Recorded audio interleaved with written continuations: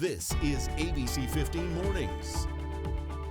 The election 5 days away, and the race dominated by COVID-19. A safe vaccine is coming very quickly. You're going to have it momentarily. Arizona has a well-earned reputation for wanting truth talkers. The campaigns leave Arizona and head to another battleground state. After more than a month, Governor Doug Ducey prepares to speak to Arizonans about the pandemic. Tracking the coronavirus on your cell phone. Should you be worried the government's watching you? I've got kids, Scott. There's no plan. We don't know what to do. Frustrated parents. Is there a better way for school districts to handle kids in quarantine? Plus, have you started to spend yet? Holiday shopping is on the rise, but what are people buying this year? So many people have spent a lot of time at home, looking around at home. I'm thinking that there have been some home improvement items purchased. We'll see as we get closer to the holidays, right? What else will be purchased? Good morning to you. Kaylee O'Kelly here in studio on this Thursday morning. Our Nick Soletti is social distancing from the newsroom. I bet Christmas trees are going to be purchased here after Halloween, too. What do you think? I think I've seen some people already putting stuff up. And Amazon just makes it so easy. They store your I credit know. card. You literally push two buttons. So and true. There you go. It's right there. Absolutely. Hey, let's talk about that most accurate forecast. Maybe some people looking to buy jackets online for Blankets, themselves right now. socks. It is chilly this morning, Iris. I went online and looked at some sweaters yesterday just because I was like, well, might as well just to wear at home because it's not like I'm really going anywhere. But why not, right? As we try to get into that spirit of that cooler weather, and we've certainly enjoyed that colder weather here the last couple of days. But this cold snap is about to come to an end today. We've got a chilly morning. That's certainly the case, but we're going to warm up quickly. So if you are wearing a sweater to start the day, which you may be because temperatures are in the 40s to 50s, you probably won't have it on for very long today. Right now, it's 54 degrees at Phoenix Sky Harbor, 45 though in Chandler, 49 in Glendale, 50 in Avondale, and 53 in Mesa. But look at this warm up. We're going to go from the low 50s in Phoenix this morning all the way into the 60s as early as 9 a.m., then into the 70s by 11 o'clock, and then we're approaching the 80s as early as 1 o'clock this afternoon with a high today of 84 degrees in Phoenix. That's 14 degrees warmer than it was yesterday. Lows near 60 tonight, and then tomorrow a little warmer, and we're going to heat up into the weekend too. We'll talk about what to expect this weekend and when we could see the 90s in just a little bit. But for now, sending it over to Chelsea Davis watching our morning commute. And did I hear you say it's like a Friday light today? It is, Iris. Yes, absolutely. We have basically Friday light conditions where most of our valley freeways are green, especially on the east side of town with our accident log group traffic map showing you two different desert drive times. US 60, also Loop 202 Santan, both heading in the westbound direction to get over to I-10, and they're great. You don't need any extra time at all, which is awesome. A wide view showing the other freeways as well. Clear. State Route 347 into and out of Maricopa looking nice. From the west side of town, you will see yellow and red pop up on I-10 eastbound approaching downtown Phoenix, as well as I-17 southbound. Normal for this time of day. You really don't need much extra time, maybe about 5 to 10 minutes for I-17, and 5 minutes will do you great for I-10. North Valley completely clear at this point, but I'll let you know, of course, if anything changes. I want to provide everybody a quick update on where Arizona stands on COVID-19. For the first time in more than a month, Governor Doug Ducey will hold a news conference on the coronavirus pandemic. This comes as Arizona is reporting more than 1,000 new cases for the past 2 days. Let's bring in ABC 15's Mark Thompson live from home this morning, social distancing. Mark, the cases are increasing at a rate in Arizona we haven't seen in months. Yeah, and that's got a lot of people concerned, especially as we head into the holiday season. But yes, as you mentioned, Nick, Governor Ducey, he is expected to hold a news conference. That should be around noon today. And he hasn't taken any questions about the coronavirus since September. Now, since his last news conference, the state health department reports cases have increased by about 57%. Last week, there were nearly 6,000 cases, and this week is on track to surpass that. Some health professionals are now on record that Arizona is heading into another COVID-19 wave. The executive director of ASU's Biodesign Institute says that we could be heading into a very difficult November, and the director of the Department of Health Services took to YouTube to tell Arizonans, you must stay vigilant.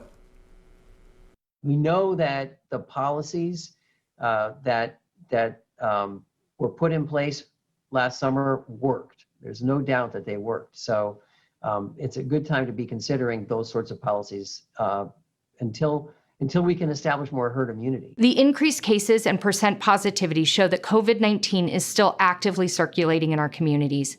Arizonans need to remain vigilant. There are two things that health officials are asking Arizonans to do, and one is to get your flu shot now. Don't wait. You don't want to be dealing with that and COVID at the same time. The other is to get a COVID-19 test.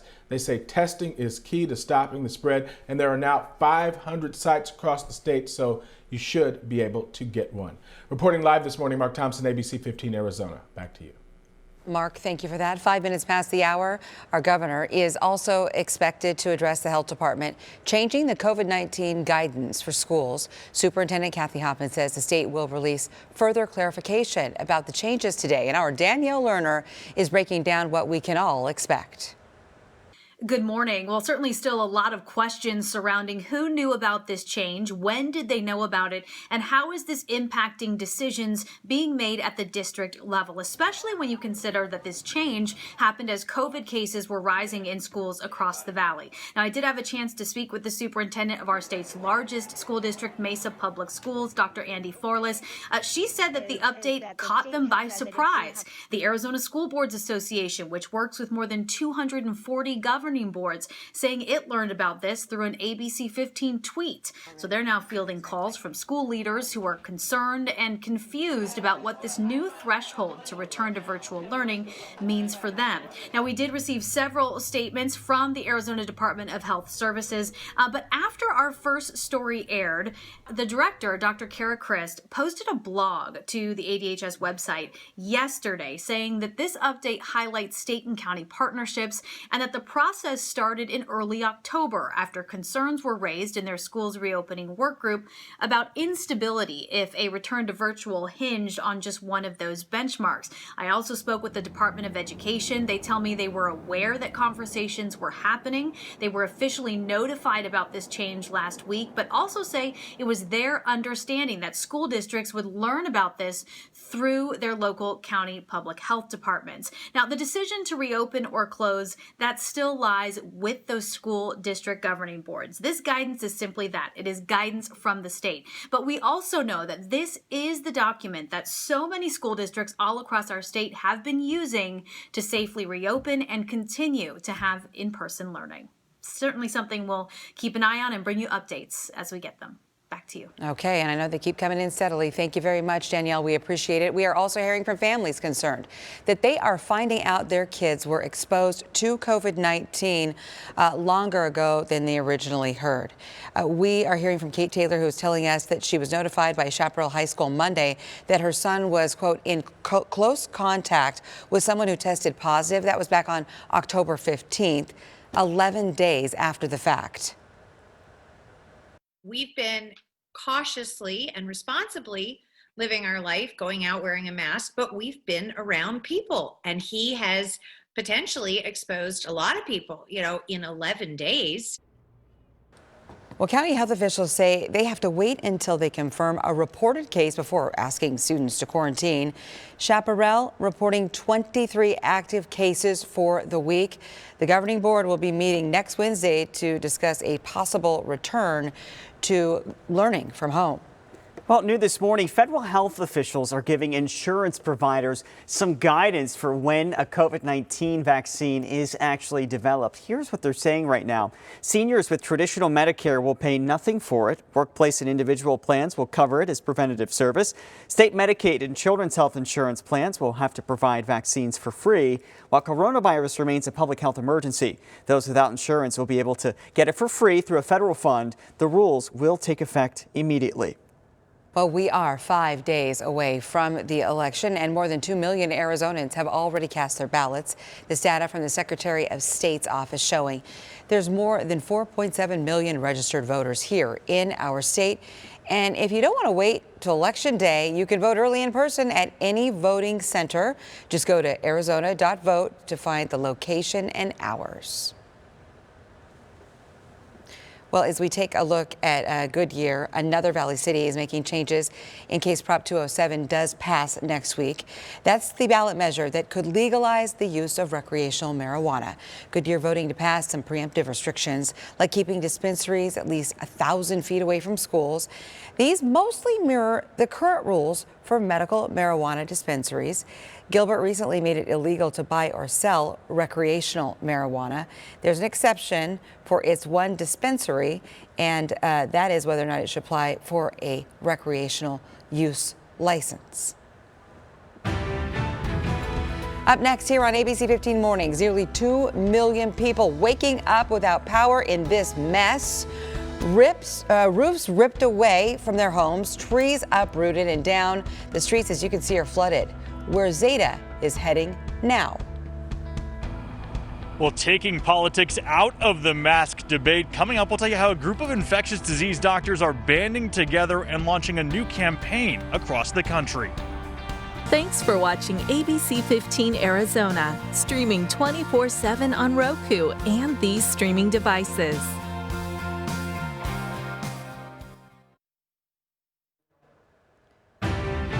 Big headline this morning. Right now, what's left of Hurricane Zeta is making life really tough in the Carolinas. It came on shore in Louisiana as a hurricane with winds topping 100 miles an hour. And look at this. Tragically, we've learned the storm is to blame for at least 2 deaths. Making landfall as a Category 2 storm, it is now the strongest hurricane to hit the continental U.S. this late in the season. I mean, we're almost at Halloween, and that's in more than a century. The damage widespread from Louisiana to Mississippi, leaving nearly 1 million people without power along the Mississippi Gulf Coast. Iris, you see these images, and this part of our country, we've said it before, they cannot get a break. No, absolutely not. And this storm is still bringing some powerful winds and heavy rain, even as it moves through the Carolinas and into the mid-Atlantic region. You'll notice that heavy rain moving from Georgia into the Carolinas, those winds still at around 60 miles an hour. This is still a tropical storm, but it is quickly weakening and will continue to weaken as we go through the day today, but could still be a tropical storm, rather, even as it works its way into states like Virginia before eventually moving out towards the east and over water by tomorrow. But strong winds with this, damage likely still possible, and I'm seeing multiple flood alerts too in that area with that heavy rain still moving through. So we're going to keep you posted on the very latest, of course, with that, and if we happen to see any more tropical activity here in the coming days. But at this point, again, not seeing anything behind this, so a bit of good news there. As we talk about your most accurate forecast back here at home, here's what we can expect as you're maybe getting ready to step outside here at the time, 6:15. Sweater weather to start the day. It is chilly this morning, but you're going to be shedding those layers quickly today, and t-shirts by this afternoon. It is going to be a warmer day, much warmer than it's been the last few days, and we're going to keep warming into the weekend too. Right now at Phoenix Sky Harbor, it's 54 degrees. Remember yesterday, we cooled all the way down into the 40s for our morning low. I don't think that's going to be the case today in Phoenix. We do have some 40s out there though, but it's not going to get as cold as it was yesterday morning when we were tracking 30s and 40s. Instead, we'll see those cooler temperatures through sunrise, and then we quickly start to warm. By 10 a.m., we're already in the upper 60s. Keep in mind, yesterday's high temperature was 70 degrees. We're going to get past that by 11 a.m. and into the mid 70s by lunchtime. Then we're heading into the 80s this afternoon, with Phoenix peaking at 84 degrees today. Our temperature right around 80 by 6 o'clock here this evening, just after the sun sets. So 84 puts our temperature right near the average high for this time of year. So a very seasonable day with clear skies, light winds, gorgeous if you are going to be getting outside. A couple things to keep in mind. Our burn time is at about 45 minutes. So if you're doing any more strenuous or longer outdoor activities, make sure, of course, you're protecting your skin. And really, it's a good idea to wear sunblock every day here in the Valley of the Sun, right? Now, air quality in the moderate range through the day today. No major air quality issues. Maybe just a little bit of dust and smoke in the air here early this morning. 84, our high temperature today in Phoenix, will reach 79 in Kingman, 62 in Flagstaff, and we're looking for highs in the upper 50s in Heber and in Show Low this afternoon. So it's going to be a warmer day across the state, and those temperatures will keep going higher. Tomorrow, we reach 87 for a high, then 88 with mostly sunny conditions on Halloween, a warm Halloween before we warm into the 90s starting Sunday. We'll talk about that trick-or-treat forecast in just minutes. Hey, Chelsea. ABC 15 Desert Drive Time, sponsored by Accident Law Group. Hey Iris, good morning to you. Good morning everybody at home. Happy Friday Eve. Let's look at our accident law group traffic maps. The flows have been showing lots of green, but our desert drive times are really low for this time of day, which is great. So they're popping up with yellow, just your normal higher volume of traffic making your way into downtown Phoenix on I-10, US 60, and I-17. But a wide view of the map showing that it looks pretty good overall. No reported crashes at this point. When we zoom over to the east side of town, you're going to see lovely flows making your way not only into downtown Phoenix, but also on Loop 202 South Mountain. If you take that to get over to the west side of town, clear right now. State Route 347 into and out of Maricopa looks good. US 60 through Apache Junction and beyond. Up north here in the North Valley, looking clear as well. Even if you want to take I-17 all the way up to Flagstaff today, start your weekend early, it looks like it would be a great ride. West side of town, just your normal delays approaching the stack. Also I-17 around the Durango curve looks like this with our ADOT cam. Once you get closer to 19th Avenue with the left side of your screen, it's going to start to slow down. Maybe factor in 5 to 10 extra minutes to get to the split. Well, as the pandemic continues, perhaps the most preventative tool, a mask, has become a political statement for some. Now, infectious disease doctors across the nation are banding together, hoping to take the politics out of the equation. John Genovese joining us now. John, as cases rise in most states, including here in Arizona, they want people to think twice about their actions.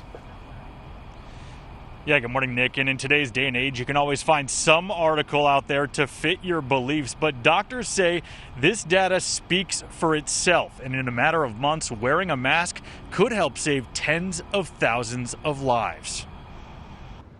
Putting on a mask in public becoming a polarizing political issue.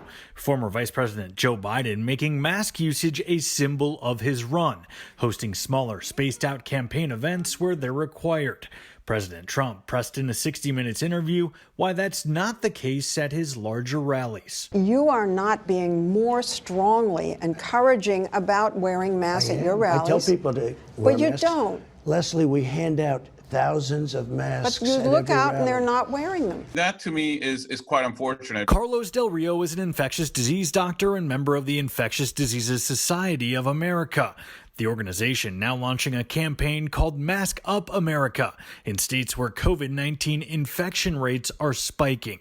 If we can increase masking to very high levels, there's some modeling suggesting that if you get to 95% mask use between now and February, you could probably prevent close to 150,000 deaths from this virus. Del Rio says 2 days before someone infected with COVID starts showing symptoms, they can already be spreading high levels of the virus.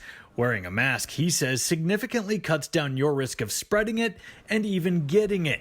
But he knows that data isn't always getting through. We asked unmasked supporters at the president's recent Prescott rally if they were worried for their own health. Nope, not at all. No, not a bit. There's so many mixed messages out there, and they just had a recent message saying how if you're wearing masks, your chances of getting the virus are even greater. That was actually a misquoting of an article. An article citing the CDC, listing restaurants and bars among the most likely places to catch the virus. It said many people going to restaurants use masks all the time. But of course, when you get to a restaurant, you take the mask off because you're going to be eating. Del Rio says among the health and science communities, the benefit is clear.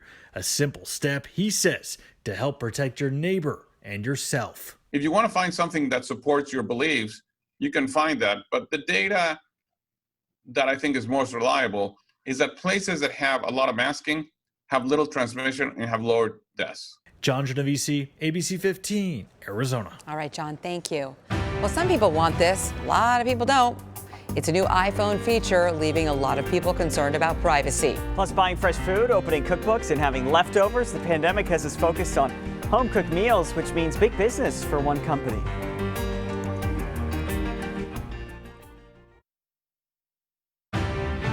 A new feature on Apple's latest iPhone update is causing confusion and has to do with COVID tracking. Some people want it, some people don't. Apple's iOS 13.5 update did add a COVID tracking feature to your iPhone, but that doesn't mean the government is spying on you. You'll need to activate the system with help from a local health department. You can find it by going to Settings, Privacy, health, and look for COVID-19 exposure logging. An authorized app is required to turn the feature on. You should think you're being tracked for COVID-19. First, if your location services are on, your phone keeps a record of where you've been. That is new, but there is no truth to rumors that Apple or the government is checking to see if you're near people infected with the coronavirus. You have to turn that feature on for that to happen, and people with the virus would have to turn on that feature as well. Bottom line here, no one is tracking your phone for COVID exposure unless you choose to allow them to do that. Well, the pandemic is triggering a massive surge in Tupperware sales. Makes sense too, right? Since more people are cooking at home, we need a place to store our leftovers. Tupperware executives say, get this, profits have quadrupled in the last quarter. And this one gives new meaning to a Coke and a smile. The Coca-Cola Company and Amazon are teaming up to create a contact-free soda fountain. The companies are adding technology to those freestyle machines, allowing you to fill your cup from your smartphone. All you have to do is scan the machine's QR code and press pour until your cup is full. Coca-Cola says all of these machines will have this technology by the end of this year. Up next here at 6:30, 2 weeks of quarantine with no way to learn. Why parents want one school district to make a change, all to help their kids. Plus, it's a case with national attention and ties to the Valley. Today, we could find out if Chad Daybell and Lori Daybell go to trial together or separately.